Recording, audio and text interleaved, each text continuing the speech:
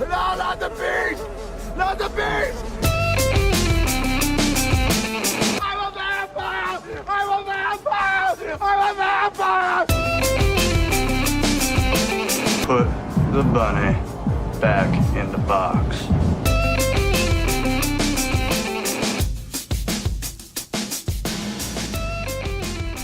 Say Nic Cage and everything just stops.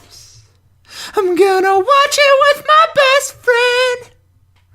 Only bought this film so you could turn it off. Turn it off. Ha ha ha. Off. I fucking ya. Oh my god. Oh my god. I'm the high-pitched singer. You're not supposed to get that high. I love me that breathy T Swift though. Whew. That's been established. People aren't going to know that song, but yeah, it's a new Taylor Swift song. Well, it's not. It's on her new CD. It's on her new CD. Anyway, welcome to We Gauge Cage, the podcast where we sing all of Taylor Swift's songs and watch all of Nicolas Cage's films in an effort to determine whether or not he is a good actor. Because enough. Oh wait, I blew the load. We don't know. Premature emasculation. Truthfully, we don't know. We're not familiar enough with his work. My name is Brock, and with me, as always, is the... Oh boy, what one do we have here? The King Day to my Kirby, Brian Ambrosius. I'm Brian Ambrosius. That's me. And this week, Who are you talking like? What is this voice that you got going on? I don't have a voice, man. I just got a belly full of pasta, baby. No, you sound like Nic Cage at the end of this film. Like, you got a whole different voice going on. No. Okay, sorry. I didn't swear. It was a whisper. It was a whisper swear. I'm going clean this podcast because this movie does not deserve any curse words from me. It had enough on its own. So this week was a doozy, ladies and gentlemen. We watched Nicolas Cage's film from 2016, Dog Eat Dog. It's been a while since we've said that we're dog friendly. I think it's pretty safe to say we are not dog eat dog friendly. Oh, I am so dog eat dog unfriendly. My dog was on the last podcast. Your dog, people might have caught it a little bit. You and Emily kind of called it out, but Ranger made a little appearance. Ranger, a.k.a. Ranger, is a German Shepherd mix. Pug. German Shepherd pug mix. We think he's mixed with a pug, and I swear to God, he is so much cuter than that sounds. So maybe I'll post to Instagram showing that he's not like a Frankenstein dog. He is a cute little dog, and he's so cute, and I love him, and I'm so happy that I have him. I mean, he's a very cute dog, but he doesn't look like a typical German Shepherd. So no, that's why we know he's mixed with something, and he's got the curly tail, the pug face. Yeah. Last episode was fun. I enjoyed it, but I'm glad to be broing out again. Yeah. So our wives will not be making an appearance unless Emily decides she wants to disobey my wishes and do some laundry. We're recording this. Oh God, she's already yelling at you. I think she can hear me through the doorway. We're recording this one pretty quickly after that one, just because it was Valentine's Day. We didn't have anything else to do. Yeah, Brian, how did you spend your Valentine's Day? So the very first Valentine's Day I ever had with Leah, I think it had been like 10 years since I had a girlfriend for Valentine's Day. Because I'm thinking back, my high school girlfriend, Cassandra, I think was the last girlfriend I had for Valentine's Day, because I was not dating Sarah during Valentine's Day. I only dated her the first semester of senior year. Anti-shout out to Cassie and enemy of the podcast, Sarah. You hated Sarah. Regardless, I don't think I hated Sarah while you were dating her, just after. The whole reason I'm bringing this up is because it had been so long since I'd had a girlfriend for Valentine's Day, I decided to go all out. There was a French restaurant offering up an 8-course Valentine's Day meal, and I was like, yeah, let's do it. It was God, how much was it per person? I think it was like $150 per person. Sounds and I was about just right. like, you know what? That's fine. Like, it's fine. I have the money. I haven't had a girlfriend. Let's do it. I have the means. Yeah, we get I there. have the squeeze. We get there, and they ask if we want wine with our courses. And I'm like, yeah. Naturally. Let's get some wine. I thought it was like included in the price. No, it was not. It was gratis, and it was primo. I don't know. By I the don't know what end, they charge us like freaking $200 for a wine. It ended up costing me $600 for that Valentine. I was ready to go all out. $600 was a little more than I expected. After that, I told Leah, like, that's 5 Valentines. So now all we do is we go to Papa Murph's, we get the heart-shaped pizza, we drink a little wine, and we just chill out. Mm-hmm. And we watch a Nicolas Cage movie, apparently. I watched it. Leah didn't. I am so... Okay. I know you want to explain your Valentine's Day. Yep. No, I don't. I have a few questions. Few clarification questions. Is heart-shaped pizza a Midwestern thing? Because all of our friends are doing it this year. Yeah, and Emily's like never heard of it, and I can't say that I've particularly partaken in such an event. I've never heard of it before Leah. She brought it up the next year, and she's like, "Hey, Papa Murphy's? I always get Papa Murphy's and Papa John's. It's Papa Murphy's. I mean, who doesn't? Has a heart-shaped pizza. So we got it, and we've done it now 3 years. But yeah, all of our friends were doing it too this year. Becky Winowski, your sister, Candace. I mean... Yeah, it's a thing?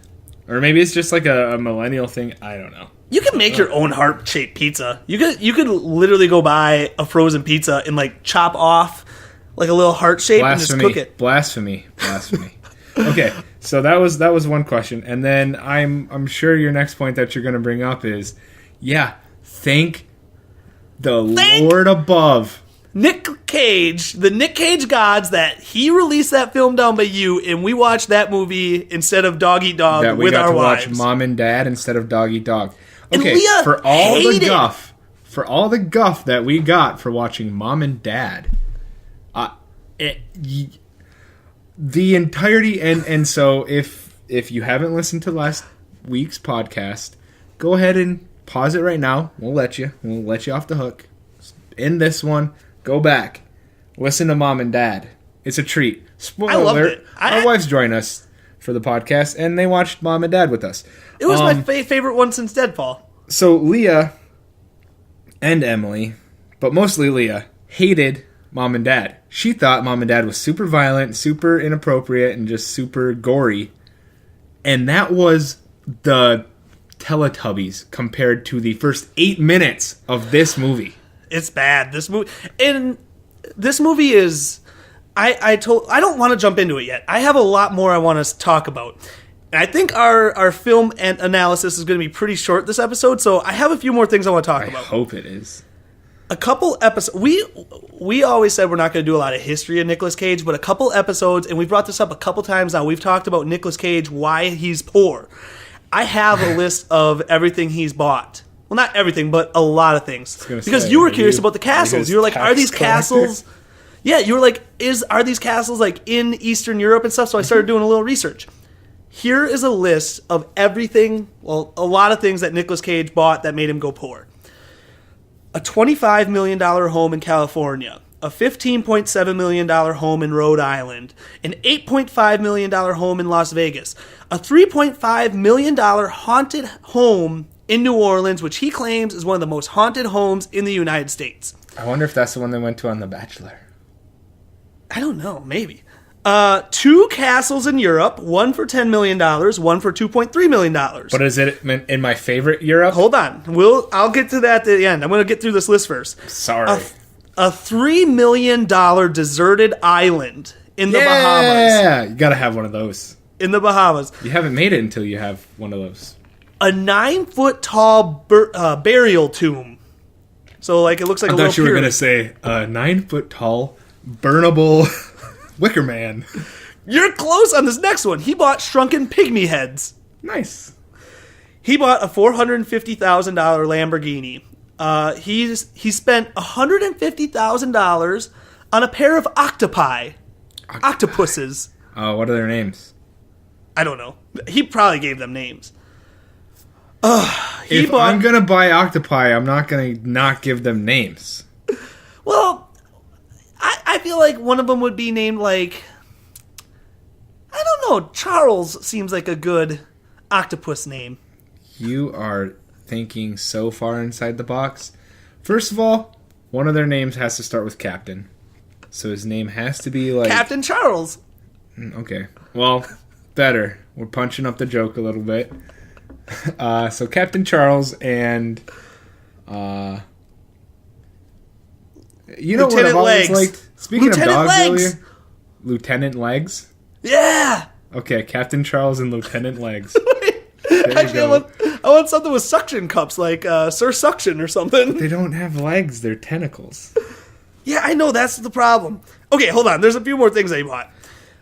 He spent $150,000 on the first Superman comic. Yep. This one is maybe my favorite because I love dinosaurs. He spent $276 on a dinosaur skull. Wait, 276 or 276,000? 276,000. Did I not say 1,000? No, I think you just said 276, which I'm like, seems reasonable. I should get myself a dinosaur skull. $276,000. And apparently he was in a bidding war with Leonardo DiCaprio for it. Ah. And after he bought it, it turned out that dinosaur skull was stolen. So he had to go return it to the museum. So it was basically a sunk cost of $275,000. I remember there being some sort of controversy. Keep going. That's it. That's my list. Okay. Now, that was one article I saw. It did not answer my question about these castles. So then I had to find another article. The castles in Germany, or they're in Germany. Sorry. I know, that's a little disappointing for you. Germany has castles? Why? Castles are everywhere. Well, he was so enthralled by these castles that he started learning German and had plans to move his family into one of them. Yeah. Like you do. Prior to going poor and this plan kind of not working out, he had previously lived in a fake castle in Los Angeles. Nice. He is obsessed with castles. That's the first thing you said. He is obsessed with castles. Homeboy wants to put his dinosaur skull into his castle. I did not realize the extent of the castleism. I wasn't wrong. I mean, I knew very little, but what I did know, I think was right on the nose. Can we, before we move on any further, talk about how you're shirtless? Yeah, we haven't mentioned, but I got no shirt on, baby. I don't know what you're wearing underneath either. You could be naked for all I know. I've been working out like a fiend, so you're hot? I had to pop off that. Yeah, and it I don't know if we've mentioned this before either, but it's a little warm down here in Phoenix, Arizona. So I had to throw on a sweatshirt because it's cold. Your boy gets a little sweaty when he works out, so I had to take that off. I got my workout in. Popped that shirt off. I got a belly full of pasta. Oh, God. And I sat down and said, you know what? Let's record a podcast. You know what I was told about grapes, since we're talking about the food that you eat? I was told that if you freeze them, they're really good. I've heard that. I have not tried it. I have 5 of them in the freezer. We could stop this and I could go get them and try them. Oh, my God. No. Okay. Do you have any comments? I don't care that much. Any comments about his purchase spree? Because I have one more thing I want to address. It doesn't surprise me, but it's on brand. A lot of homes. I mean, well, yeah. The thing is, like, you could look up Leo, and I'm sure he wouldn't be too far off base either. But, let me ask you, is Leonardo DiCaprio a good actor? Yes. Absolutely. He got an Oscar. Leo, he finally got his Oscar. For a film that people thought, like, he probably didn't deserve an Oscar for, but they were like, he needs to get an Oscar at this point. It was a legacy Oscar. I mean, but the fact remains that, like, Nick beat him to his Oscar by, like, 20 years. So Nick was a better actor back in the day, as I'm sure we'll find out. Okay, this is one other thing that I want to talk about. My brother Randy, first of all, this freaking kid, dude. Randy has got the memory of like a Something like a fire ant. Do fire ants have good memories? I don't know. He's got the memory of something that has good Spicy memory. Boys. Sure. There was an internet campaign about 3 years ago to rename fire ants to Spicy Boys. I like it. So I don't accept fire ants. Not my fire ants. Spicy Boys. He's got the memory of a spicy boy, and he you will bring up something. My mom will bring up something that happened when I was 3. So Randy would be 2, and I swear to God, he will know the details. And he has been listening. I did not expect it, but he claims that we did not watch Raising Arizona when we were younger, that it was Con Air. So apparently I have seen Con Air because I have the memory of a goldfish. I do not remember. Yeah. Con Air is the best, though. And I'm excited for you to rewatch Con Air and relive those memories and just, keep them coming back. So if you're gonna say somebody's got the memory of something, it's Mary Lou. I believe it's Mary Lou Renner. Was this old actress who apparently had a photograph, like legit photographic memory, and synesthesia, I think is the term. Big word for you. Yes, it is. That is essentially where you literally do not forget anything that has ever happened to you in your entire lifetime. And it's terrible. Mary Lou Henner? Mary Lou. Because she remembers all the bad stuff. I've read about that. But here's Randy's problem with our podcasts. He loves it. He loves you. He likes you better than he likes me. Go figure. But his problem with it is he said that our opinions about Nic Cage are going to be so tainted that by the time we get to his good movies, we're just going to say he's a bad actor because we've gotten so many bad movies. Here was my reasoning for why I wanted to do the rankings like this. Is because I legitimately thought Nic Cage had to be a good actor. And I was like, why don't we just watch his shitty movies first? We'll knock him out 5-6 films. We'll be out of his shitty ones, and then we'll start watching good ones. I did not realize how bad he actually is. And I feel like I'm going to be able to tell when he makes that switch to actually being a good actor. Well, so that is the unique kind of situation that we put ourselves in with our metrics and our ranking system and our order of movies. Because like we mentioned in the past, there are plenty of Nic Cage podcasts out there that go chronologically. And so perhaps if you go chronologically, what you will find is that you are going to hit periods. You're going to hit his wheelhouse of movies where he was really in the zone, in the pocket, and he was bringing it day and night, film by film. And there's that mid-90s Cage where he was just cranking out adaptation and Raising Arizona and Leaving Las Vegas and all that. And Con Air. He's going to go in waves, and that's fine. And there are podcasts out there that want to just, I'm suck doing his teat. Yep, I'm doing some hand motions here, but again, we'll get hand motions in this film, dude. I'm being clean. We're gonna get hand motions in this film. Yeah. So they want to glorify him, and they want to praise him, and they want to say he's the greatest cult actor of all time. But we're not that, and I don't agree with that, and so I don't accept that truth. I don't accept that opinion that he's good. I am going to stick hard and fast to my belief and my philosophy that he sucks, and that no matter what, we're going to watch these from worst to best, and that by the time we get to the best, I need to be convinced. So give me your best, Nic Cage, and I'm going to shit all over it. Sorry, you can bleep that one out, editor extraordinaire. But I am going to poop all over your best, Nic Cage. Give me your adaptation. Give me your Leaving Las Vegas. I will take that Oscar and I will tell you where to shove it, because I don't believe Nic Cage is any darn good.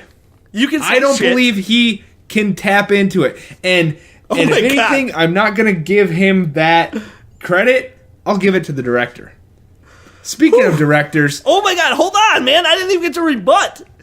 You just ranted for 5 minutes. Well, no, I'm not I didn't even get to talk about my Valentines. Do you want to talk about your Valentines? I've also taken a girl to a French restaurant. All I was just going to say is, when Nic Cage stops being over the top, he'll be a good actor. If he can just actually get through a role and just be normal, he'll be a good actor. Okay, what did you? All right, whatever. Let's do it. Let's get into this. Do you want to talk about your Valentine's? I took a girl to a French restaurant. I've done the 6-course meal with the wine and Mine was the $8. the $300-400 dinner before. My girlfriend at the time. I had 8 courses. Ex-girlfriend at the time. Well, ex-girlfriend now, clearly. She did me the Valentine's Day solid of getting completely hammered, shit-faced drunk. Nice. Before I showed up to pick her up for a date that she knew was coming. It wasn't a surprise. I don't believe she'll ever listen, but if she does, what's up, girl? And we went to this the one dinner. I hate? Yes. Oh, I hate her so much. We're not gonna give her any lip service, by name. But we went to dinner. She passed out. We'll call her Summer. Yeah, she passed out at the table during this dinner. Fell asleep a little bit. We woke up in time to drive off to the next part of the date, which I had plans, and she passed out in the car. I was just like, okay, that's it. Our night's done. Let's drive her home. And got her home, and she was freaking out because she had apparently left her debit card. Now, I paid, but she thought she left her debit card at the restaurant. So then I had to drive back to the restaurant, which was all the way across town. Debit card wasn't there. Then I find out that it was actually at the bar that she'd been getting drunk at before I went to pick her up. So I had to drive all the way back across to a whole different side of town, get her debit card, finally dropped her off at home, debit card intact, everything like that. This is why I hated Summer. I don't even think I got I might have gotten a thank you, but yeah. If Summer listens to this, Summer, I'm sorry. You weren't the girl for Brock. Weren't the girl for me, clearly. Hey, but do you know who is a girl for me? My loving, caring, beautiful, angelic, perfect wife. Hey, Brock, Emily. do you want to talk about another black comedy? Because apparently this is another black comedy. I'm not going to give it that respect. It hasn't earned that. Neither of these two felt like black comedies. So, we spent this Valentine's night watching Dog Eat Dog. And speaking of directors and what a director can do for a film, this was directed by Paul Schrader. Now, you don't know Paul Schrader unless you're a super heavy film buff. Paul Schrader has written some pretty memorable, highfalutin film. Taxi Driver with Robert De Niro. Raging Bull. American Gigolo. I mean, he had his time in the sun. And his most recent offerings to us are The Canyons, the Lindsay Lohan comeback vehicle from a couple years back. Guess what else he did? Dying of the Light. Dying of the Light. Mm-hmm. And now Dog Eat Dog. This is such a 180 from Dying of the Light. Yeah. In my opinion. He didn't write this movie. He just directed it, to be fair. Oh, boy, the writing credits go to Matthew Wilder, who hasn't written much else, if anything. And it's based on a novel by Edward Bunker, who is an actor himself, and he's been in some things. I don't need to get into it. Here's what I'm going to say. Here's what I'm going to go on the record of saying. I am not a super violent person. I'm a big dude. I'm 6'4". I got some weight on my bones. I'm not a brawler, but I can handle my business. If I meet one of these dudes in Hollywood, I will fight you. Me too. Paul Schrader and Matthew Wilder. If you want to come at me, I'll go low. You go high. Come at me, because I will fight you for this movie. I'm gonna punch him in the dick. If we had to, dick, right? Yes, absolutely. Right in the Richard. Right in the wiener. I'm gonna punch. Yeah. So, if we had to rank this movie, I'm gonna get it right out of the way. I'm right at the top. If we had to rate this movie, and there was an honest rating system, we've talked about Dying of the Light. We've talked about the Humanity Bureau and all of Nick Arsenal, I think, was really low down on the totem pole for me. I would give this movie -2 stars as an honest rating. Brock, are you ready to have your mind blown? Are you ready? Can you This give 0 movie- stars on IMDb? Can you give 0 stars? Because I have not rated it yet. Has a 47% on Rotten Tomatoes. From the And I know what critics? you're thinking. I know what you're thinking. Okay, 47%. Maybe there's only like 6, 7 reviews, and somehow, like 3. That's borderline. No, there are 64 reviews, and 30 of them are fresh. How? It's not mind blown, but yeah, no, It is. Okay, here's my problem. I texted you maybe 15 minutes into this movie, and I was just like, I hate Darren Aronofsky. And you're like, yeah, he doesn't direct this. And I was like, and you're like, but it feels like it. And I was like, exactly. I've watched Darren Aronofsky films. I've watched Pi. I've watched Requiem of a Dream. I actually really loved. I love The Wrestler, and Black Swan is not bad, but I love The Wrestler. But when he's doing his weird, trippy out movies like The Pi and The Requiem for a Dream, I don't like those movies. Have you seen Trainspotting? No. Okay. But It's this a movie, similar vein. This movie is very Darren Aronofsky-esque, and I do not like it. No. How much do you think it earned at the box office? I don't even care. Did it go to the box office? 69,000. Hey! Hey, nice. Nice. Okay. Not nice. Oh, hey, though. wait, this one other movie thing was not nice. Well, actually, I guess you might talk about it, but this movie was filmed by recent film graduates. Oh. And it feels like it. Well, it doesn't It's actually. I so feel like it was filmed fine. Disjointed. No, actually, Yeah. Okay, so I went to film school, and we at one point, one of our classes that I took was like, hey, 30 of you, let's get together, break out into teams of like 6 teams of 5, and each of you is going to take a 30-page script and like divide it up amongst you, and like you're responsible for like, you direct one page, you're the sound for one page, you're the editing for one page, like you're the script supervisor for one page kind of thing. Like we each had a role for a 5-page chunk of a 30-page script, and we had to assemble a movie from 6 different teams, and eventually it all came together into one film. That 30-minute hunk of not even grad school, but like just film school garbage is so much more watchable than this. Brock, that sounds a lot like your favorite movie 43. I would rather watch movie 43 than this. Okay, I would. Can we get into it? This first scene is intense. Okay, so Dog Eat Dog is a gangster black comedy about 3 ex-convicts who are friends from jail, and we're introduced to them one by one, kind of. So at first, we're introduced to Willem Dafoe, a.k.a. Mad Dog, in this movie, and he's Willem Dafoe in it. So we're not going to go like super in depth with these scenes because this movie hasn't earned it. This movie, hold on, hasn't earned anything. Are you anything. saying he's Willem Dafoeing it? I do not know any Willem. I don't know Willem Dafoe that well, but he's gone this crazy in movies before. So, I mean, if you've seen Boondock Saints, like but he's not like this in Boondock Saints. No, but he is raunchy. He is crass. He is perverted. It's. We're gonna let. I actually wouldn't mind going a little in depth on this first scene because it's crazy. Yeah. Hey, can I tell you something about Willem Dafoe? Yes.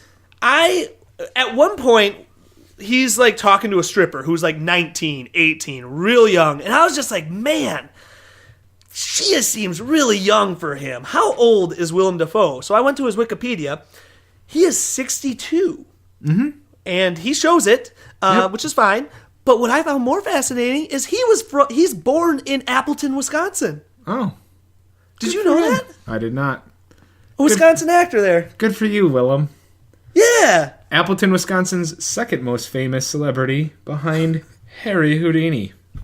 Behind Corey Ertl. Behind Corey Ertl. Shout out Corey Ertl. He never listens. He listened to one. That's family. Come on, man. No, he's literally listened to like 5 minutes of one and then has apologized to me like, sorry, I can't listen. And I'm like, Dude. why can't you listen? And he's like, sorry, I can't.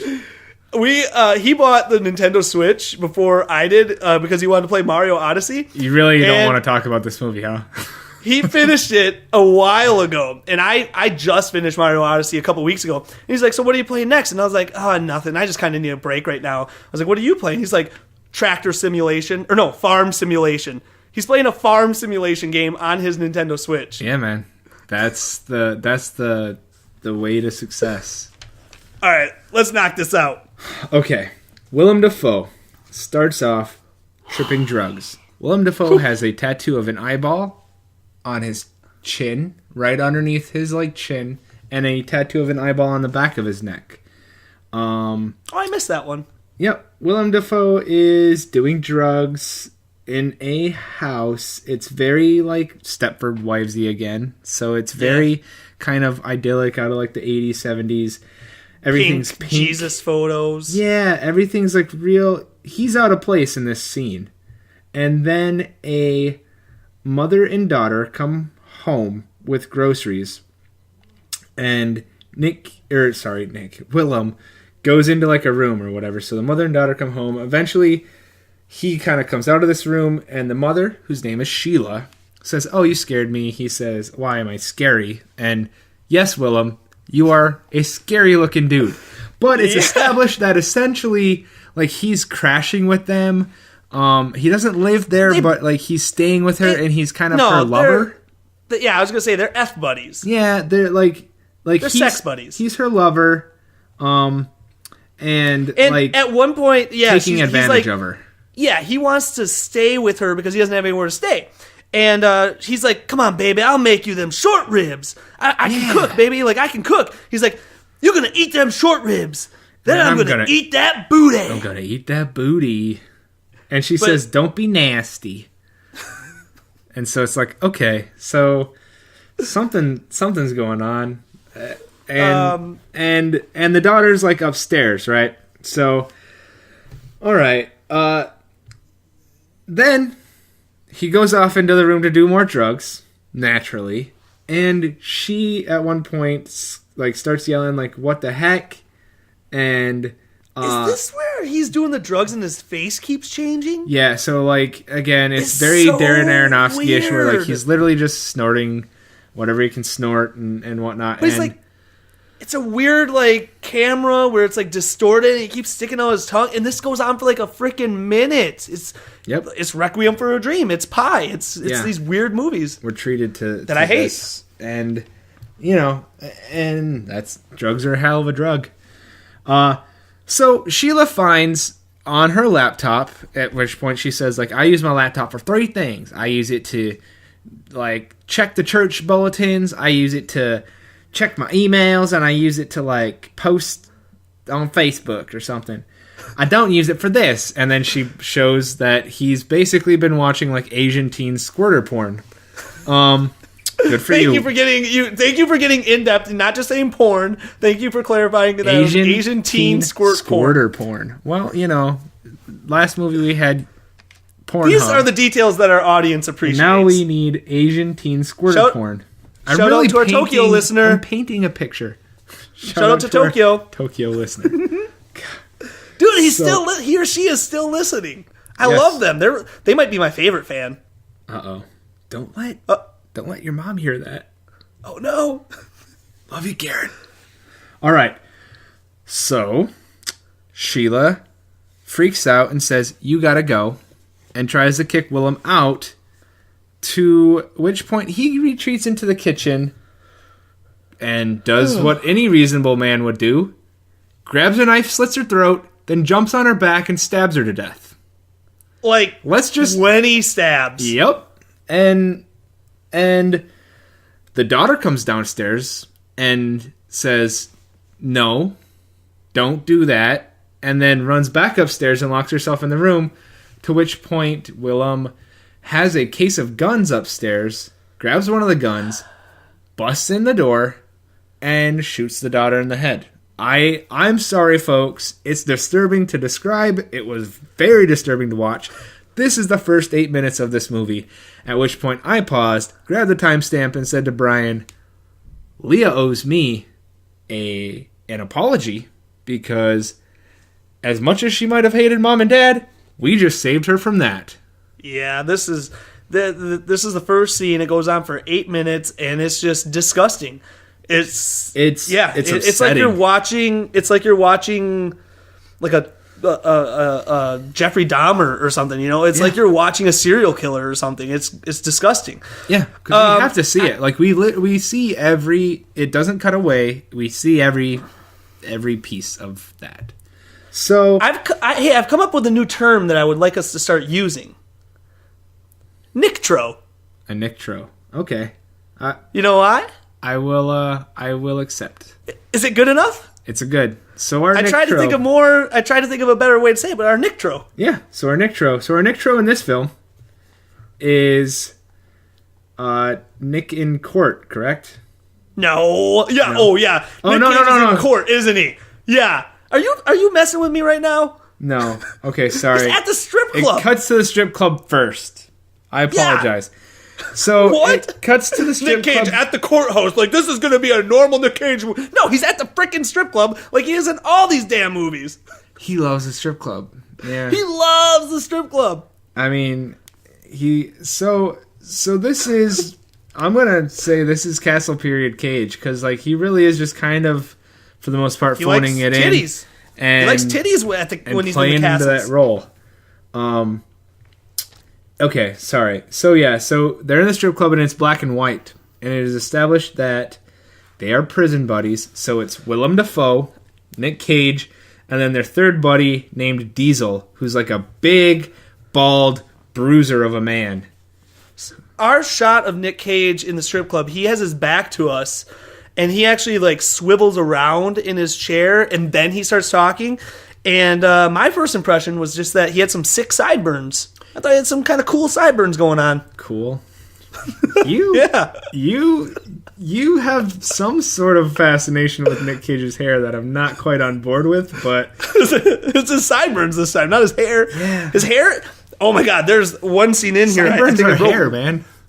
Yeah, I know. There's one scene in here where I wrote Wispy Willow because that's how you described it at one point, and we have a Wispy. Oh, I remember where that is. I'll bring it up. A Wispy Willow. Wispy Willow. Well, so he busted that shoe polish back out, boys and girls, because that coif of hair that's not a wig, but certainly pluggy. It's black as can be. He's wearing a suit, like a 3-piece suit. His eyebrows are like strangely like growing together. I mean, it's borderline unibrow. Man, come on, it's borderline unibrow. But it looks different than like the difference between this and the Humanity Bureau is striking. Because in the Humanity Bureau, it almost looked like he like waxed like too far, and this one they're too far, close together. It changes, man. I noticed the changes. Dude, one thing about his suit is because it's black and white. Later, they cut to a shot of him kind of getting ready because the guys like bought him his suit. It cuts back to color. He just got out of jail. And it cuts back to color, and it's like a bright, like sky blue suit. I got it here. It's a Robin's Egg blue suit. Oh, okay. With a pink shirt and a yellow tie. He looks. I didn't mind it. I didn't hate it. Yeah, I can't hate on him for that. I actually was. Really? Digging it myself. I was digging it. For a fun night out with the boys. It's a bold choice, but it's totally something we would do. It's strip club attire. When we had some of our boy nights and we were going to go out and maybe go to a strip club, like that's totally something we would do. Yeah, it's strip club attire. Okay, so trope flashback because you knew it was coming. So Nick is given a voiceover this whole time and flashes back to him at his parole hearing. To which point he's gonna get apparently he says that the DA or something planted drugs on him, so he was gonna go away for a few years. And Nick, as a smart criminal that he is, decides that he wants to try to run away from the courtroom and steal one of the bailiff's guns and run down the stairs, and he gets shot in the leg. Okay. Mm-hmm. So he gets locked up 5 to 15 years. And that is where he met Mad Dog. And he says Mad Dog was super loyal to him because he like basically got into a gang fight with some skinheads that were giving Nick a hard time for no reason. He said he didn't even know Willem before that. Correct. But like why is Willem doing that then? Why does Willem care about Nick? Because Willem's Willem. Because Mad Dog is Mad Dog and so Nick is essentially the last one of the 3 to come out of prison. But Diesel's been in prison too. We just don't get his backstory. Doesn't really matter. Okay. He could be a lawyer in a different universe. Correct. He tells him that like Diesel is huge and looks like he's dumber than a bag of rocks, but he's actually a super bright guy. Could have gone to Stanford. Yeah. Good enough backstory for Diesel. Then they cut. So it's cutting back and forth between black and white and color. But like, when they show when it goes their back black and backstories. white in the strip club, it's almost like it's. I honestly think it's trying to pull off some Wizard of Oz kind of nonsense, and that's where it's like, are these grad students like trying to get away with this? Because I'm not going to give it to. Again, I'm not going to give it to them. At one point, they even call Nic Cage Dorothy in this film. Do they? Oh, I missed that. So I'm like, guys, no, you don't. You didn't earn this. You don't get it. There's only one line that I really care to talk about at this point.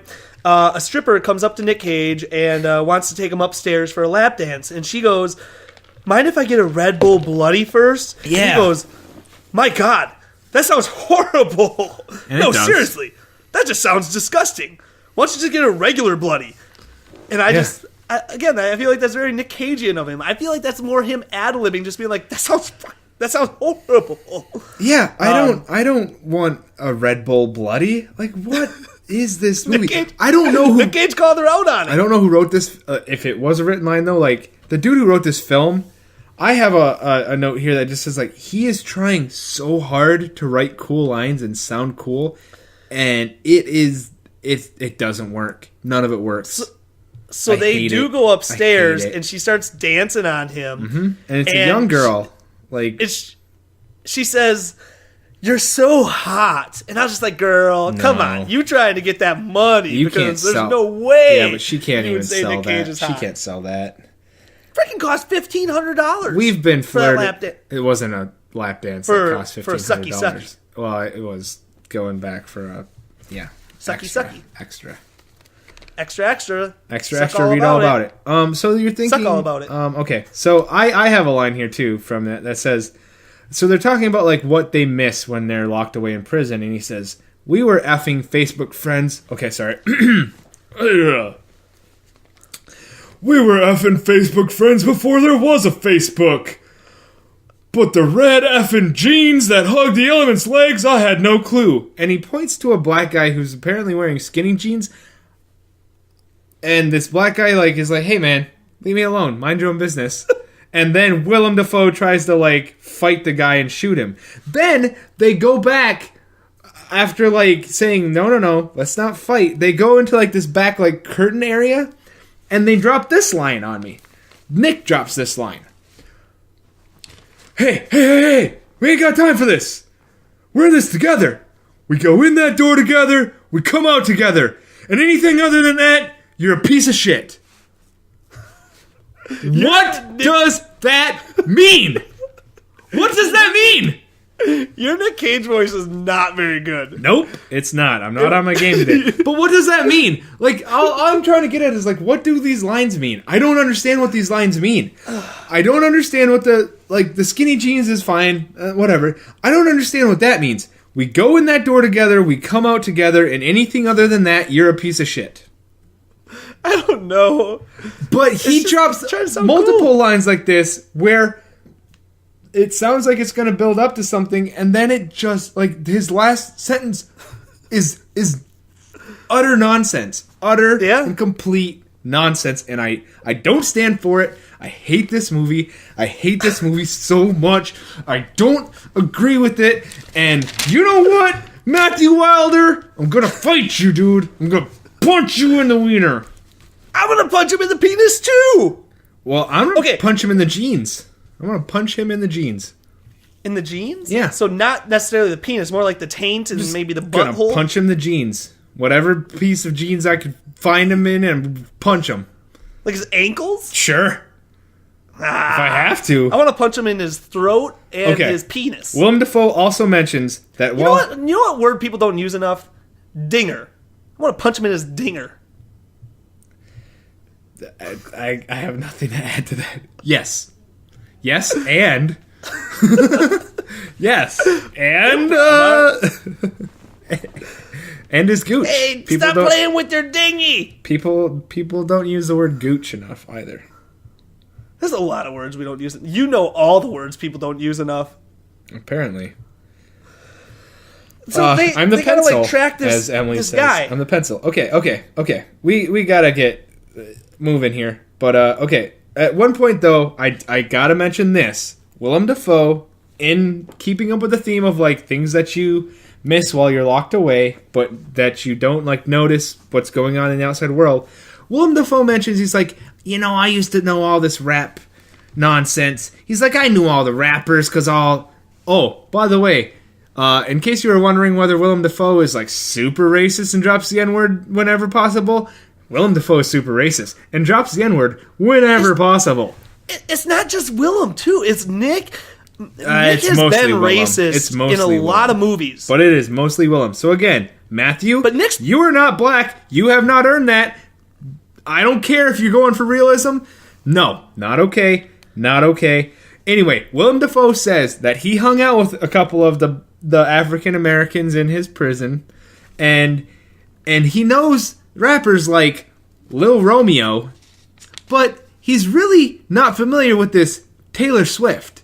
Like, who is that bitch anyway? He says, and that starts. Pay attention here, because that starts. I don't know if you caught him, but like 4 different Easter eggs with Taylor Swift in this movie. Did you catch those? Yeah, Nic Cage is reading a magazine with her at one point, and there's another point where she's mentioned. I caught a few of them. Yeah, it goes real heavy on the Taylor Swift. So, say everything just... I stay up too late. Got nothing in my brains. That's what people say. That's what people say. But I keep cruising. God, I love that song. Okay, That's my favorite T-Swift song. What happens? Dude, all right, man. in We the gotta rest of this they movie? follow this All right. black guy, and so what? He's at like a convenience store. Yes. And while they're like spying on this guy, Nic Cage goes, "These hood rats, man. I think they've been watching too much black entertainment television." Yeah. And I was just like, dude, he is racist. Nic Cage is a racist. They attempt to talk way too cool. WTF and racist. Who wrote this? And then I looked to see who wrote it. But yeah, I think part of Nick Cage the person is probably a little racist. I'm gonna come out and say it. He's shown us enough in these last look 10. at Zandali. Yeah. He's dropping racist slurs that maybe they weren't then, but in Dying of the Light, does he say something like? There's another film. Well, where in Dying of the Light, he's like, Afro. with the Arab things. like Asim Padrad. What kind of name is that? Yeah. Okay, one other thing about this is there's Sorry, like Nasim Padrad. these That's two the name of an guys. SNL actress. There's like one really big guy and then like a more normal sized guy. Yeah. And the big guy had a hard time getting in the car because the car was kind of small. And I was like, hey, that reminds me of someone. Are you talking about me? Yeah, because you always needed to get like the Dodge Charger and stuff because like the other cars, you're too big. Yeah. Yeah. Now this guy, he was also like I didn't like fat, cramming but in you're like Cavalier. You're like 6'5", whatever.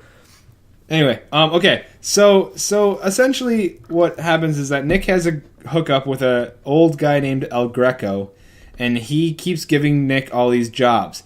Now, El Greco is played by Paul Schrader, the director of this movie.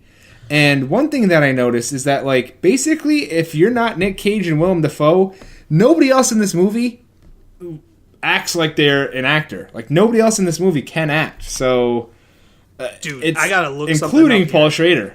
Anyway. There's a reason that Paul Schrader played this person. Hold on, I gotta look this up quick. Was it Keep because talking. the other actor died? Anyway, I mean, he does okay with what he's given. But anyway, so one of his jobs is... With what he's given, he gave it to himself. Go rob this like rapper, this black rapper guy who has a stash house full of drugs. So they do. It goes off with like a few hitches, but like essentially they get away with a bunch of drugs, and then they party in a hotel room together, and then they go to a casino, and we are treated to a scene. A little bit about that party. What, I gotta say something about that party.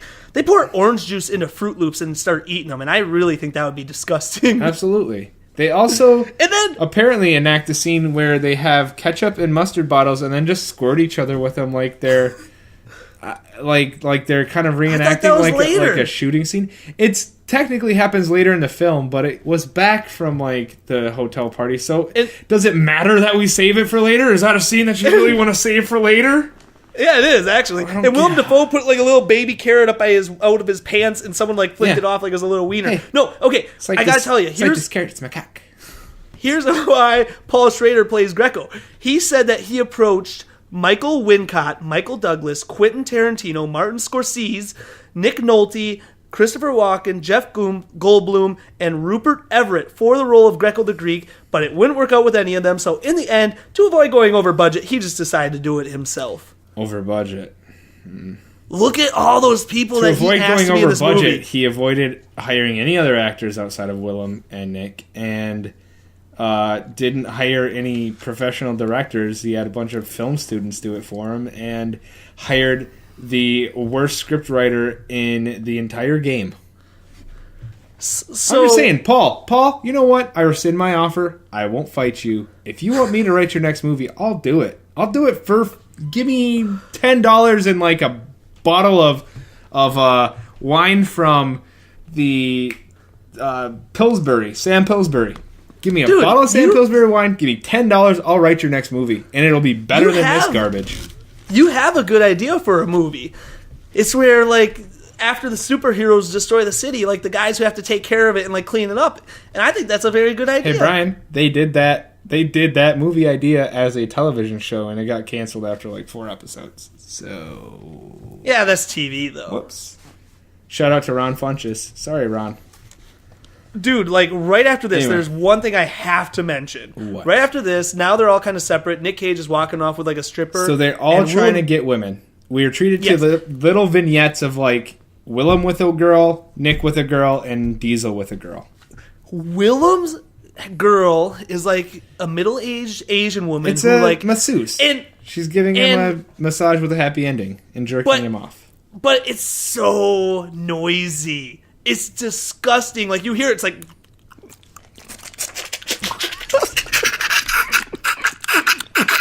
it's so gross. It's so gross.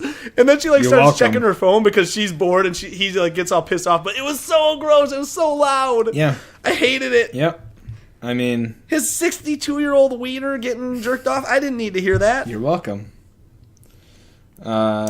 Okay, so he has a masseuse. Nic Cage is with another hooker who is like young and real dumb, and Nick is trying to ask her if she's ever been to Nice, France, because he wants to go to Nice, France, and he wants to take her to Nice, France, and then she says, "Where's Nice anyway?" And then he says, "It's in fucking France." And then there's that swear word. Well, I'm quoting. It doesn't count.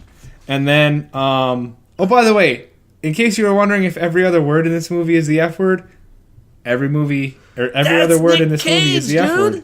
Nick Cage loves the F word. And so, essentially they got like $9,000 from this drug deal, so they're blowing it all in Vegas. Nick is trying to like get this hooker to come to Nice with him, but she's not interested.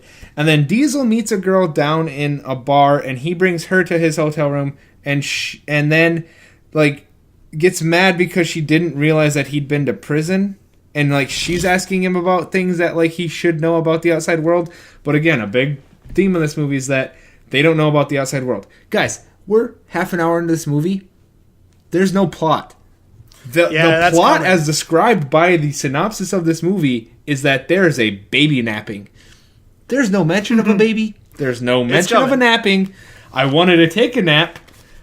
I hated this movie. They're setting up. Screw this movie. They're setting up I hate this movie. Brock, it's the worst it's movie character development. I've ever seen. It's character development. It's character development. Movie 43.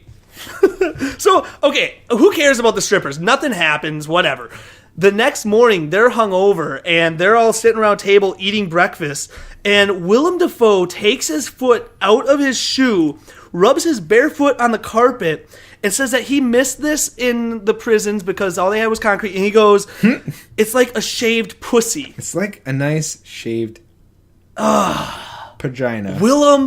Willem is disgusting in this movie. And he especially missed it, and there was some sort of like speech about how if you could ever get away with like not having your flip-flops or having your flip-flops on, that all of the concrete floors in the prison were just covered in boogers and cum. So he just really missed carpet, you guys, and he loves this casino's carpet. Okay, at this point, let's tick off some tropes. So I've noticed abuse of women and children. I mean, first of all, that first scene was abuse of women and children, but there's also a little bit more here. 1 hour, 16 minutes. Sunglasses Nic Cage pops on during this scene. Oh, here. yeah. And they're wraparound Ray-Bans, which are like, ugh. Sadly, Brock. And he busts out his laugh. Anyway. There are no pill popping in this movie. He does so many drugs, though. He does drugs, but does not raw dog any pills. Okay.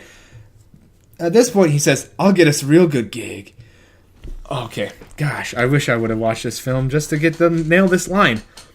I wrote it down. I'll get us a real good gig. I'll get us such a good gig. Take your tits off. I'll get us a real good gig. I'll get us such a good gig. Take your tits off. Again. Take your tits off. Take your tits off. I underlined tits. Take your tits off. But again, what does that even mean? What does that mean? What does that mean? All right, you just gave that line without giving any backstory. Basically, Nic Cage is saying like they're not making enough money from these little deals, and that he wants to get more money. He doesn't want to be doing these little deals anymore. I get so that. He's gonna get us a deal. They'll take your tits off. I get that. What does it mean to take your tits off? Brock, what does it Brock, mean to get a deal so good that it takes your tits off? You don't describe it well enough because have you ever gotten your tits taken off? He's swaying back and forth. You're talking like somebody who's gotten their tits taken off. He's by a good deal. Back and forth. And he's just, and then the way he says take your tits off, he like lunges his hand out at him like he's taking their tits off. Yes. Sure. You gotta describe the mannerisms a little bit. Well, yes, he is swaying. Like he's doing like the Ghost Rider sway. There you go. Yeah! Jinx. Hey, nose. Nose? Okay. Yeah, that means in straight, if you touch your nose. Sure. They can't see me touching my nose, so I'm saying nose, so they know I'm touching my nose. For the listeners of the podcast, he's touching his nose. All right. We also are treated to a lovely scene from Nic Cage in which he's obsessed with Humphrey Bogart. And he says people tell him that he looks like a stretched out version of Humphrey Bogart. Wait a second. While at that breakfast scene, I don't know if you caught this, he had a Bloody Mary. What did he do? He took the celery out and ate the celery because in Arsenal, didn't he say like you have to have a good mixture of celery and Worcestershire? To make a perfect Bloody Mary, the secret to real good Bloody Mary is you gotta have the right amount of Worcestershire with the right amount of celery. He loves celery. This man loves celery. He takes the celery out and he starts chomping on it as the camera pans away. You know, celery is very healthy for you. You can actually burn more calories eating celery than you get from celery, so... I'm allergic to celery. You are. How can you be allergic? I looked up how much percentage celery is water because I was like, how can I be allergic to water? It's 99% or 95% water. If it was 99% water, Brian... It would be tell me, Brock. water. Tell me if it was 99% instead of 95%. It would be water. Tell me what that difference would be. It would be water. Oh my gosh, are you serious? It would be water. Between 95 and 99 turns into water? I don't think it's 95 either. Your math is... I'm going to ask Siri.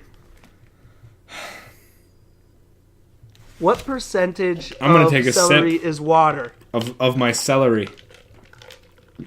My Siri has not been good since the update. Okay, I found this on the web for what percentage of celery is water. Above 90%. That's not... There's 95%. Yep. Cucumbers are 95% from yourmomsdumb.com. It's a credible news Dude, source come for on. all my celery-related facts. Humans are like don't you just love 75% celery.com? No, okay, so you were getting to the Humphrey Bogart scene. I actually kind of... I don't like this scene, but this movie has so few Pete Cage moments that this is one of the scenes that is in my running for the Pete Cage, because he does... his voice is really weird, and he's like... so I says to him, like, do I look like Humphrey Bogart? And the other guy... So I says to him, which again, I'm like, nobody talks like that in real life. You wouldn't talk like that if you just came out of prison, because if you talk like that while you were in prison, people would fucking butt rape you and murder you on the spot. On the spot, Nick! No wonder you got in trouble with all the skinheads in prison, because you were a F-boy! The guy that him and Greco are meeting with just goes... That's a cool story. Yeah. They're just like, okay, so what are we doing here? Cool story, bro.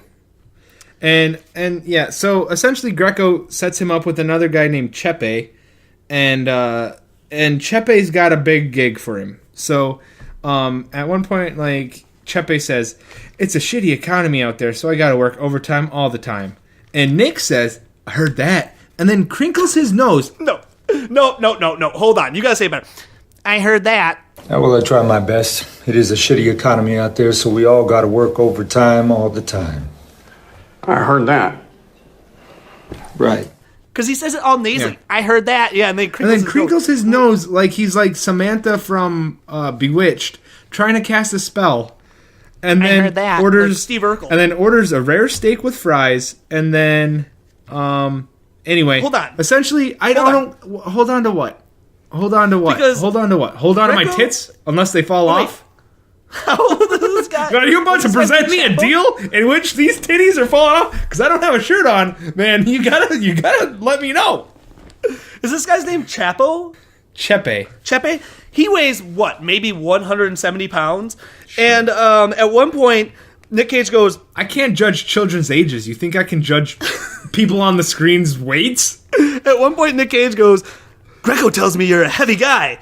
I'm not referring to your weight. I mean, you get out there a lot or whatever. I didn't write down any more than that. Yeah, I was like come on, Nic Cage. Like you're a big name and you have like a lot of clout. And it's like, yeah, no, we get it. Man. Nic Cage is so Nic Cage. We get it. Hey, grab that book, that orange book. It's a dictionary. That orange book over there. This is also the scene where they reveal that he needs to kidnap a 1-year-old. A fat guy. Yes. So Greco is setting up with Chepe, who has an enemy who he wants Nick to kidnap the infant, like, child of, like, the 1-year-old child of. To which Chepe does say, like, "Come on, man. Like, he's like 1 year old. He won't remember shit." I wouldn't do it if he was like 4. Yeah. And then Greco does have like a good line here that says, like, "Yeah, he wouldn't do that. He wouldn't do that if he was 4." Like, yeah, he wouldn't do that if he was 4. No, yeah, that actually was kind of so funny. That was a slightly comical scene, and that scene is in the previews. So the thing is, I saw the previews of this movie, and I was like, "Oh, I think I might like this movie." I could not have been more wrong. I hated this. So Nic Cage meets back up with Mad Dog and Diesel, and he tells him about the plan, and he says, "This is our big score," and he's talking about how, like, we can keep doing these, like, petty stuff and getting, like, $1,000 or $2,000 a pop, or we can do this one, which is going to pay us $750,000, which we'll split and we'll be set for life, or at least a while. And then Diesel says, "That shit where there's one big gig with a lot of money at the end, and then they run away to Hawaii, that never ever works out, does it?" And then Willem Dafoe says, I think it does sometimes. You just never hear about it. Because you never ever... Because they run to Hawaii, and you never ever hear from them again. You're Willem Dafoe. My Willem Dafoe? So much better than your Nic Cage, because that's exactly how Willem says it. He sounds like... He's so weird. I think he does sometimes. I think I gotta throw in a clip there because, oh my god, that was a spot-on impersonation. If you can find that clip, go right ahead. I think it does sometimes. You just don't know about it because they run off to Hawaii and you don't ever hear from them again. Oh my god. Okay, so then basically they agree to do it. They say death or victory. They toast. And then Nic Cage is like pacing around the room this whole time. And then They say, though, if they get caught, they got to go out like samurai. Go out like samurai. Go out like samurai. Go out like samurai. So, I'm like crying. So, like, if they go out, if they're going to get caught, they all die together. They agree. And then they give a toast. And then it, like, lingers on them, like, literally just, like, standing around after the toast for, like, 5 more seconds for no reason. And it's like, okay, we can cut now, guys. I don't know. I don't have anything written down until Willem blows that guy's head off at the house. Yeah, okay. So then cut to the house. So there's a guy driving to the house, and they're supposed to go while the guy's not there, but somehow there is a man at this house sitting there waiting on a couch with a gun. And they go up to the house, they go upstairs to where the baby is, they walk into the room. It's dark now, so the guy fell asleep at the table. So with a nanny. But I don't know why that guy was there. It's never... I don't know if it is explained or if I cared to even listen to the explanation. I thought it was like a grandpa or something. I didn't know who this guy was. And so they go into the room with the baby, and then this Mexican guy comes into the room, and he says, like, oh, you guys are effed. To which point, Willem Dafoe turns around, and it's been explained that Willem Dafoe is a paranoid guy. And he pulls the trigger on a shotgun, and this guy's head explodes. It's like a pimple popping. And we see it from behind this guy's head. So at one point, like, the guy's head is blocking the shot, and then it's not. It looks like jelly or something. Like, it's disgusting. So, Nic Cage picks up the baby after this, turns to the maid, and is like, can you shut this baby up? No, you know how. Where's the thing you put in this fucking baby's mouth? You know how. Where's the thing you put in this fucking baby's mouth? And Willem goes, a dick? The dick? The dick? Willem, are you really going there with this 1-year-old baby to shut it up? You're going to say a dick? That's not Willem. Yes, it is. Matthew Wilder. You blame the scriptwriter for that, because he wrote that, and he sat there, and he was on cell text, and he was typing this up, and he goes, Control P, save it. Like, Control S, sorry, for save, and then Control P, print it. I'm done. Work complete. Like, he was so proud of himself for that joke. A dick? No. A dick? No. Yeah, and he's like, oh, Willem's gonna say this? No. It's gonna be so funny. If you look at Matthew Wilder's picture on IMDb, by the way, he is super punchable, too. His jeans are asking for a punching. Right in his jeans? His jeans are asking for a punching. Okay, they take the baby. They take the nanny, too. They're like, we're going to figure out what to do with her later. I like one thing that Nic Cage says. Like, after Willem says the dick thing, he just gives the baby to the nanny. He's just like, take the baby downstairs. He annoys me. Yeah. He's just like, he cannot downstairs. Deal with babies. He can't deal with kids. Is he ever going to be with any kids? Is he with, like, any kids in, like, National Treasure or anything? Family Man. Seen him by any kids. Family Man. He turns into a snowman and he has to hang out with some kids. Yeah. Yeah. We have not. I don't think he likes kids. No. Well, I mean, you know, he's old school Hollywood where it says never work with children or animals. They used to have adults act as children in old movies. Sure. Like women, because they have more childish features. They don't have beards.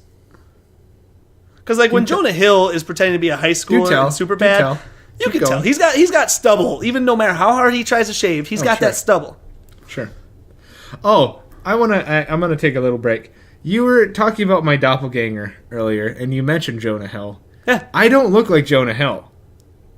So for the record, for everybody, if you're gonna give me a doppelganger, I've gotten a lot of James Corden. Oh, you know that actually is a good one. But I don't get Jonah Hill. You do look like James Corden. That's a good one. Yeah.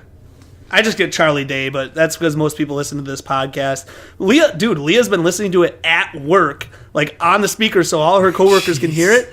And they all come up to her, just like, "You're married to Charlie Day." Oh, well, that's cute. Oh, your husband is Charlie Day. I'm still trying to. That's not fucking Charlie Day. No, that sounded more like Kevin Hart, but hey, that did. Anyway, okay, so essentially Nic Cage is going to wait back for the mom to come home for some reason, and he sends Diesel and Willem and the nanny and the baby off. Okay. So Nick waits behind for the mom. The mom's real dumb. The mom is like trying to get upstairs to the baby, but Nick is trying to explain to her that the baby's not there, and he's trying to tell her like, "Hey, tell your husband that like give us $4 million." And there's a dead body up there. He says, like, don't go up there. There's a dead body. They took the body. They took the body and put it in the thing. He just says there's a big mess up there. Oh, and they take the ID from the guy, and the guy that they're like robbing from is named Brennan, but the ID in this guy's pocket is Jose Vasquez. And so dude, one thing I liked about the nanny is as they were like shoving her into the van, she has the baby in her arms. Oh, yeah. And she's like, well, there's no car seat. She's a good nanny. She's worried about that baby till the end. And then I like how they like I think Diesel goes, "Oh yeah, we should have thought of that." Did he? Yeah. No, I thought he just said like, nah, just get in or whatever. No, he's like, we should have thought of that before. But I love how this lady is like getting taken hostage, and she's just like, well, wait, there's no car seat. Yeah. Yeah. Okay, getting back to it. Yeah, okay. But anyway, he ends up shooting this lady. So anyway, the mom runs upstairs, and then he goes, "I don't have time for this." And he goes, "Oh, you know what?" He goes, "Shut up! Cage is going Shut the fuck up, man!" Yeah, man. And he keeps calling people.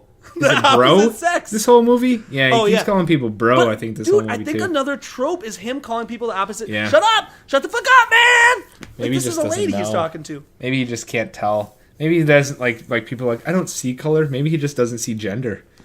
I think we have to it's a genderless society anyway. I want to start counting as a trope whenever you call someone the opposite sex. Okay. Add it to the list. But yeah, he shoots her. He shoots her, and we aren't treated to this, bullet going inside of her body, but we can just assume that she dies. Okay, cool. Because of the gunshot. Sure. Bye. Okay. So then they cut to a old decrepit house or somewhere where they've locked the nanny inside a room, and then they say like, "Hey, we're gonna call you and give you the combination to get out of this room. Wait for us. Wait for the call. We'll figure out what to do with you later." And then Nic Cage grabs her, says, "Oh, you like that, huh? Come here, baby." And then, kisses her. Give me a big bear hug. Yeah. Give me a big bear hug. Come here, and then baby. He kisses Give her. me a big bear hug. I think my Nic Cage impression is getting a little too Keanu-y. And I'll dial. I don't know. I gotta find it. I'm not in my zone. Look, like Nic Cage has shown us, not everybody's on all the time. So Nic Cage has a very what is it? Taxi Driver, where the car almost hits. What's his name? Oh man, it is. What's his name? American Cowboy or whatever. Al Pacino. Where the car. They're it's the guy New York? from Meet the Fockers. Robert De Niro? No, I'm pretty sure it's Al Pacino. Hey, I'm walking here. That? No. What? No, I know this guy. Why can't I think of his Robert name? De Niro, Ben Stiller, Meet the Fockers? Dustin Hoffman. It's Dustin Hoffman. Oh, sorry, Dustin Hoffman. It is. Yeah. Who gets hit by a taxi almost, and he's just like, "Hey, I'm walking here." I apologize. Yeah, I'm sorry. That's okay. I couldn't remember his name.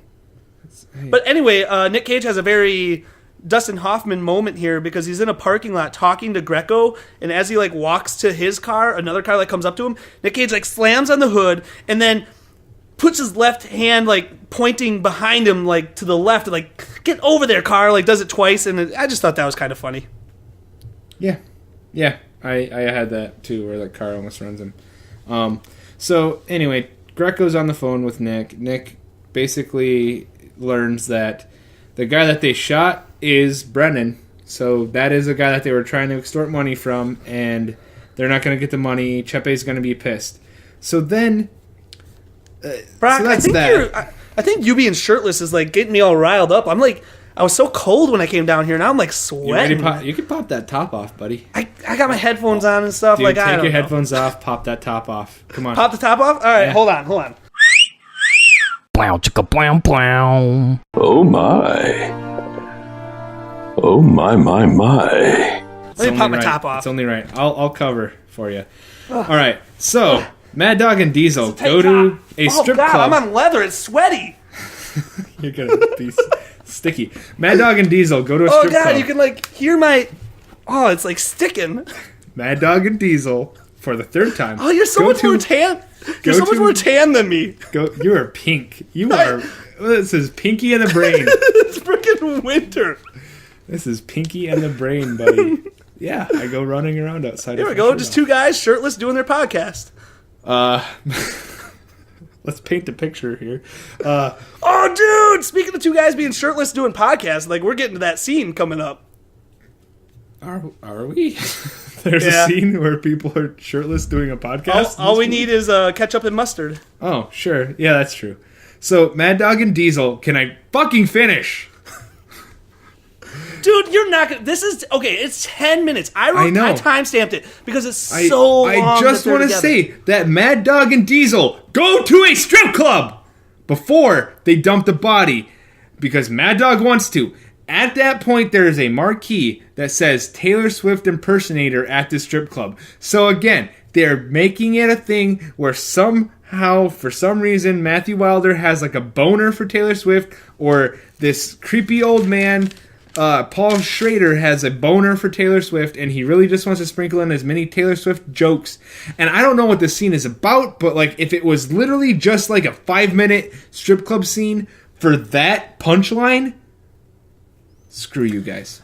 Screw you guys, and damn you to hell. Diesel and Willem are trying to take the guy that they shot.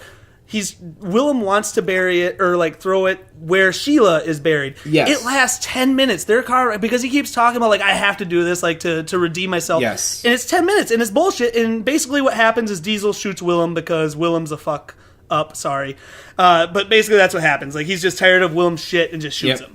Yeah, Mad Dog, like Willem is trying to like basically ask Diesel why they aren't friends, and he wants to be Diesel's friend, and so after all this, they just want to like, he wants to reconnect, and at one point, I actually thought that Mad Dog was going to kill Diesel in that spot. Like he kept saying, he kept talking, like, hey, come up here, come up, no, just a little farther now, just a little farther. I was like, oh, say goodbye to Diesel, but then they break through the floor, and Diesel shoots Mad Dog, which I was like, oh, okay, well, I was wrong, but good enough.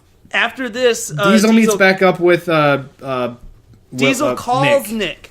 And while on the call, Nick is just like, oh my god, that was our family, like that was our brother. And that's where it goes to a montage. Here's your favorite scene that you wanted to get back to. A montage of all three of them shirtless. Well, Diesel's not shirtless. He's the most buff one, and he's not shirtless. But Willem and Nick are shirtless, and they're just squirting each other with ketchup and mustard. Kind of like Dumb and Dumber, but not as fun. Because they just ate hot peppers. Maybe they were paying homage, but like no.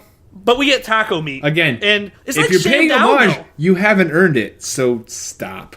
His taco meat is like shaved down.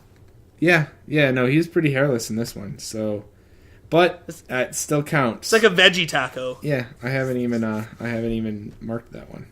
But he was. I had noticed it. It's just a tortilla. Yep, just a tortilla. Nick and Diesel go to the grocery store. Inside, someone notices Diesel has a handgun in his back pocket. They call the cops. Cops decide to check out Nic Cage, who's waiting in the car for Diesel. Because they say that he came from that car. Right. Nic Cage is reading a magazine with Taylor Swift on the cover. Yeah. Oh. The female cop... Why? The female cop tells Nic Cage, step out of your vehicle or whatever. And this is a scene where Nic Cage's wispy willow hair is just... It's very Trumpian. It's just casually... The three strands are like blowing in the wind. Wispy willow. Nic Cage knows... His Homer Simpson, like, comb up from his, like, widow's peak. Yeah, it's popping. It's on and popping. Nic Cage knows it's not going well, so he goes to fake grab his coat, and as he like gets one arm in there, he just knocks this lady out. One punch, punches that woman in the face, doesn't knock her out. Not one punch. Well, he punches her really hard, but it's a close-up, like slow motion, and it does not knock her out. I was expecting knockout. I was too, but Paul Schrader has not watched enough Nic Cage movies like we have, and he doesn't know that Nic Cage has a one-punch high effing yacht in the arsenal. My notes have a scribble in them because I put punches woman, one hit or whatever, and then I had to cross out one hit because she got up. She's fine, pretty much. Like, he's punching her, but he's not doing much damage. And at one point, like, his first punch, he actually, like hits her and then, like, looks at his hand like it really hurt. And, like, doesn't do any damage.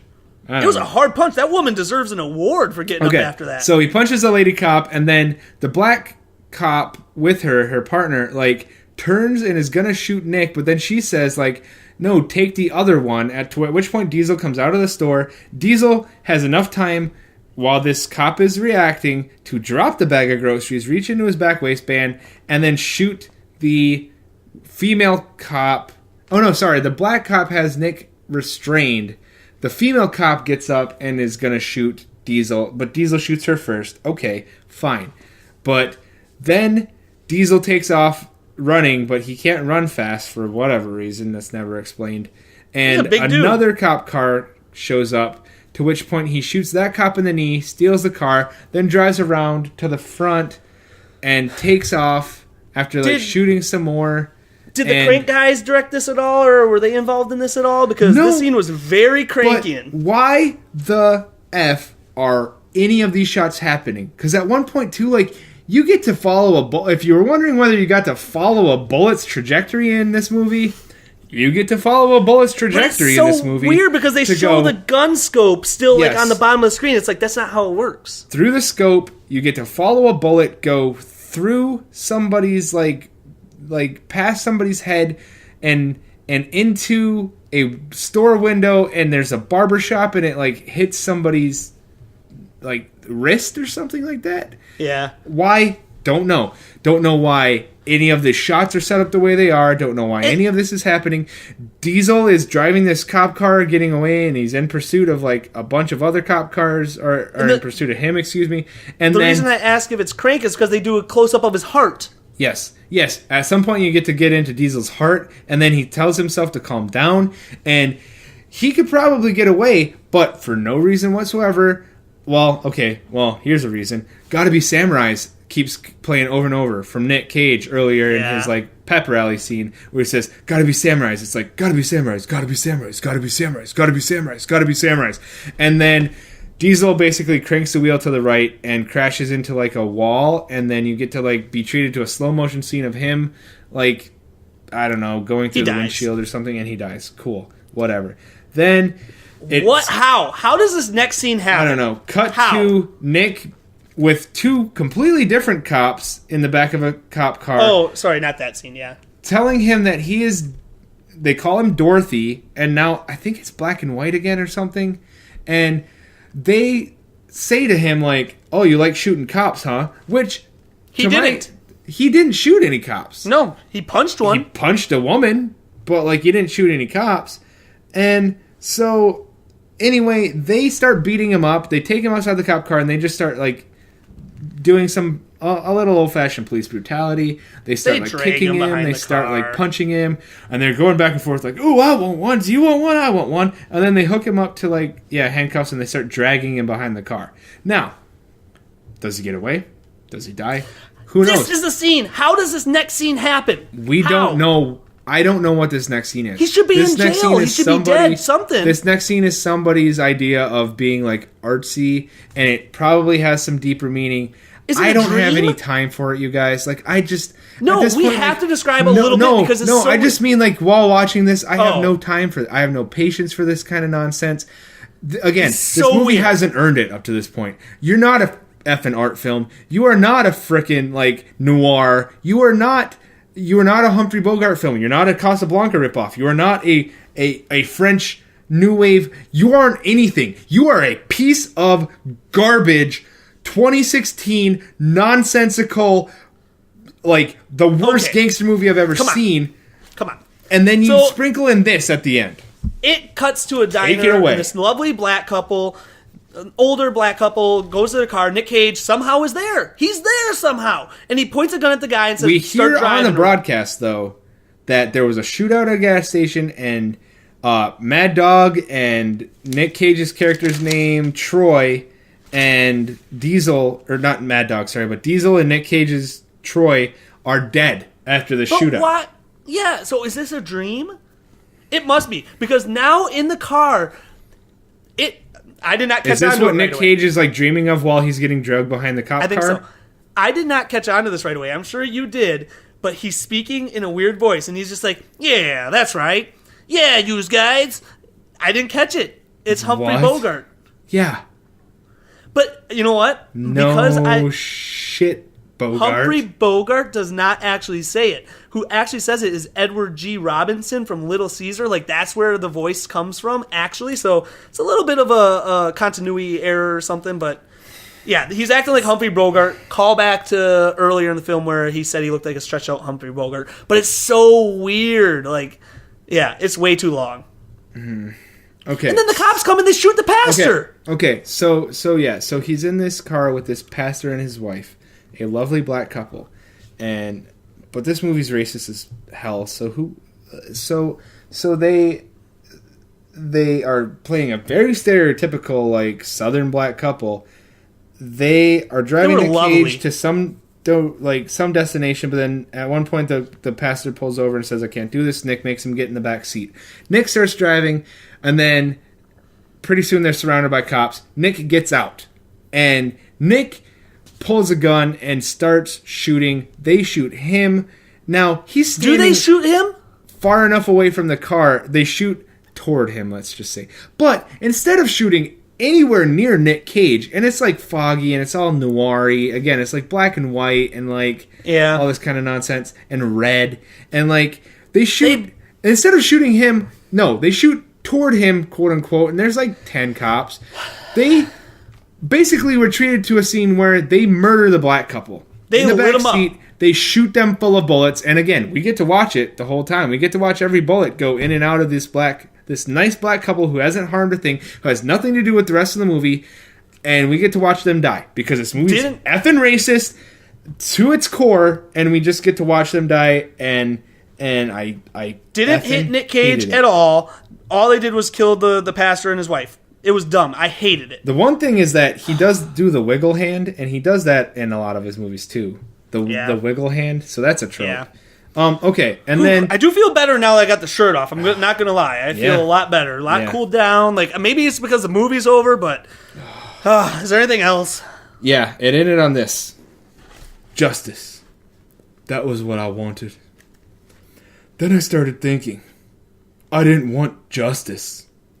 I just wanted what I wanted, just like everyone, and the rest of it was verbiage. Again, what the does that mean? What does it mean? What? Break that down for me. Somebody, I will give you $100 if you can tell me what that means. Let's break it down. Say it again. Justice. That was what I wanted. Okay. Then I started thinking, I didn't want justice. I just wanted what I wanted. Just like everyone. And the rest of it was verbiage. So, he originally wanted justice. Did he? Why did he want justice? I don't know. What? Oh, well, because he was in jail, so he wanted but he never was after justice. So he just wanted his fair shake? Did he want Victoria justice? Is that what I'm gathering? Oh, wait. So this was all just about him wanting to bang Victoria Justice? Yes, exactly. Oh, okay. Never mind. That makes sense. Hey, Brock, what's your Pete Cage? Okay. My Pete Cage is when he kisses the nanny. Really? The bear hug? Yeah, when he goes, "Oh, you like that, huh? Come here, baby," and just kisses her. Because we got people outside, you see? And they're going to get very upset if they see anything weird or they hear anything weird. Do you understand what I'm saying? Yes. Oh, you like that, huh? All right. This will all be over with very soon. Come here. Give me a big bear hug. Come here. Come here. There you go. All right, you'll be fine, baby. All right, gentlemen, let's go. Apropos of nothing. Like there's no reason for it, and he just does it. Apropos of nothing.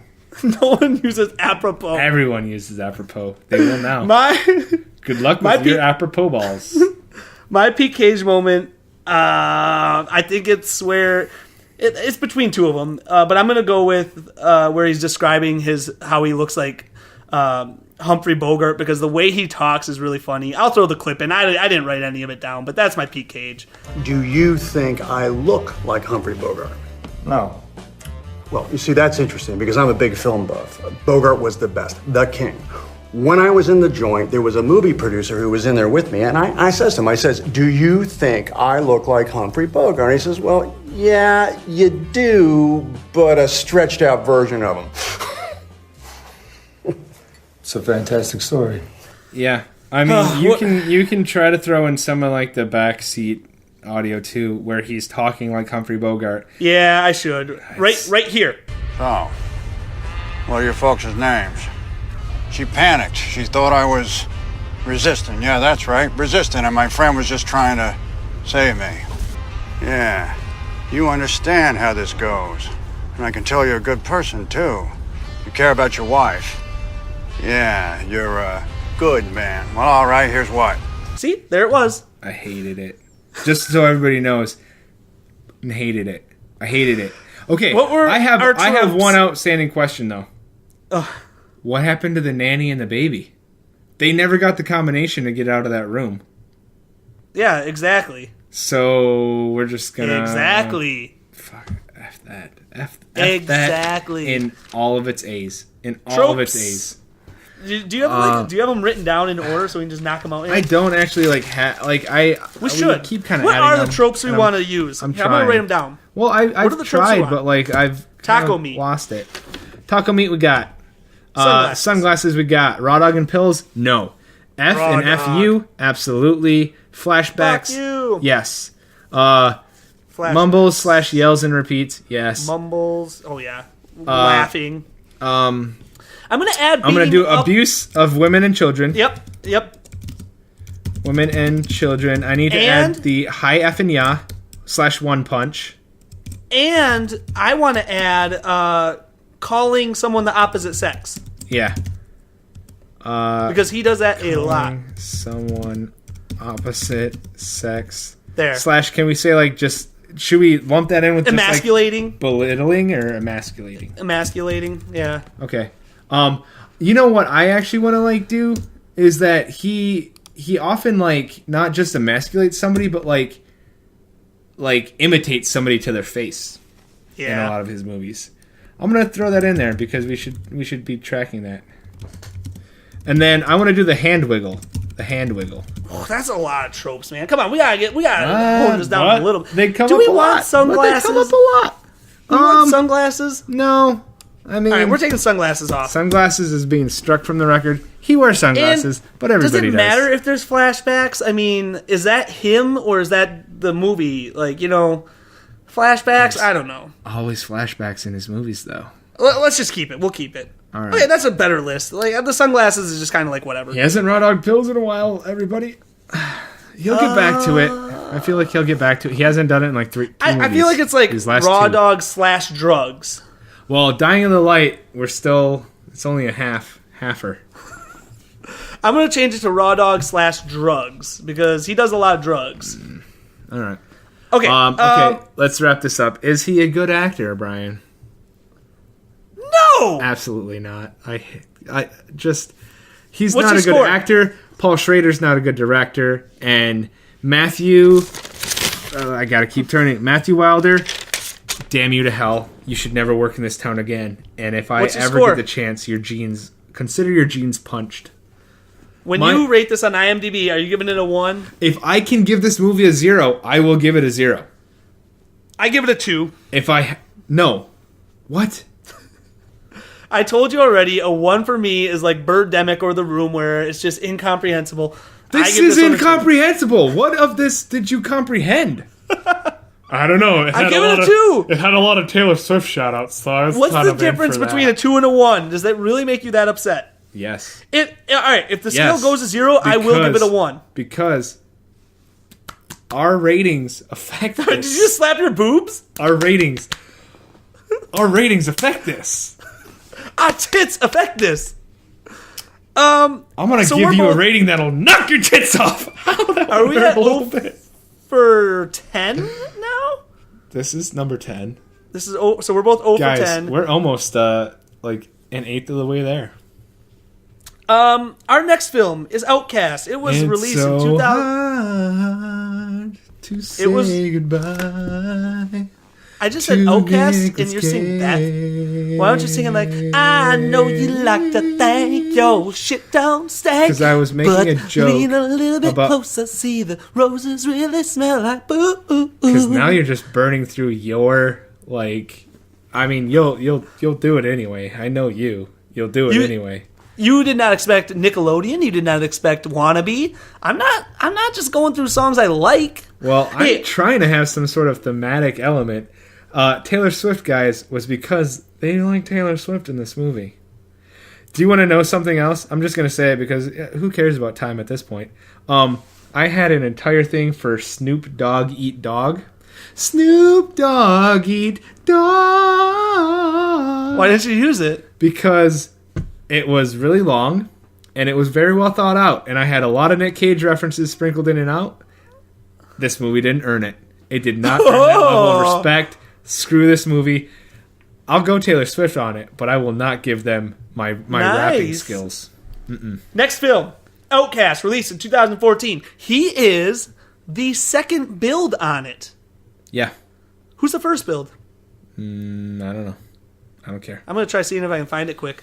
Guys. I will tell you something while he's looking for that, though. The director of Outcast, spoiler, is a stunt coordinator, and he has worked on films such as Cats and Dogs, The Revenge of Kitty Galore, Hot Rod, and Nacho Libre. Interesting. Hayden Christensen is the number one. Shit! Shoot! Sorry. This is the movie that I want to watch. This? Yes! No, that you said that. No. Oh, this is the movie that I want to watch. Is this it's a Chinese American Canadian action film? Yeah. What? It's going to be awful, but it can't be worse than this.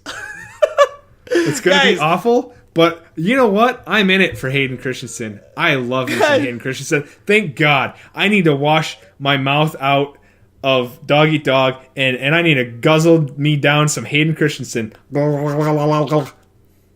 Guys, please follow us on Twitter. We're at WeGageCagePod. We are on Instagram, WeGageCagePod. Rate us. Still rate us, guys. We have like 5-6 ratings, and it finally is showing up on iTunes. Like, the more ratings we get, the more people see us. The more people in Tokyo can start listening. The more people in Europe. We haven't had any African listeners yet, or Australian, so like South America, Australia, Tell Africa. your African and Australian friends, guys. Tell them all so that we can start getting worldwide.